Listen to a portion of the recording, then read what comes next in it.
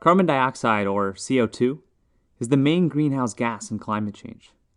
So how does CO2 get into our atmosphere? Well, carbon is part of a cycle. It starts with the sun, which hits the Earth's surface with more energy in 1 hour than the whole world uses in a year. Plants, which are kind of like biological chefs, take that sunlight and then suck in some CO2 from the air, mix them together, and bam! They create a stored form of energy in the form of carbohydrates, such as glucose and sucrose. The process is called photosynthesis. When animals like us eat those plants, our stomachs convert that food back into energy for our own growth.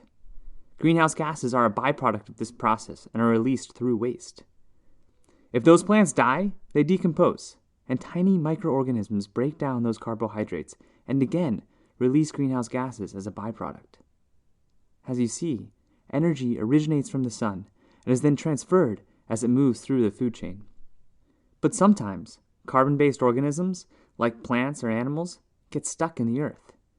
When this happens, they're compressed under tons of pressure and turned into carbon-based fossil fuels like oil, coal, or natural gas.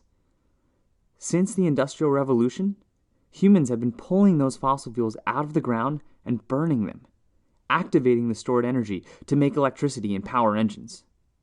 But the thing is, it also releases millions of years worth of stored CO2 back into the air.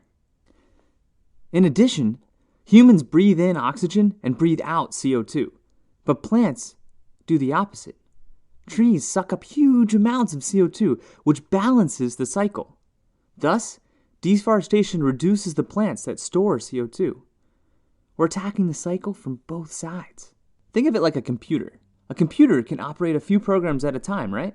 Normally, when you finish with the document, you save and you close it, so as not to overwork the computer. Then imagine you stopped closing your documents, so they were all open at once. Your computer wouldn't be able to process it all. It would start to slow down, and then to freeze, and eventually it would crash, which might be where our environment is heading if we keep overloading the carbon cycle. So, is there any way to rebalance the ecosystem?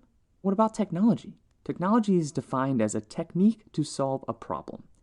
And so, sustainable technologies are those whose output is equal to their input. They do not create negative externalities, such as CO2, in the present or the future. They sort of cancel themselves out to solve the problem. To achieve this, we need to invent sustainable technologies. If we put all the ideas and technologies ever created into one circle, then invention is the pushing of the boundaries of that circle. And the area outside of the circle is infinite, meaning the potential for invention is limitless.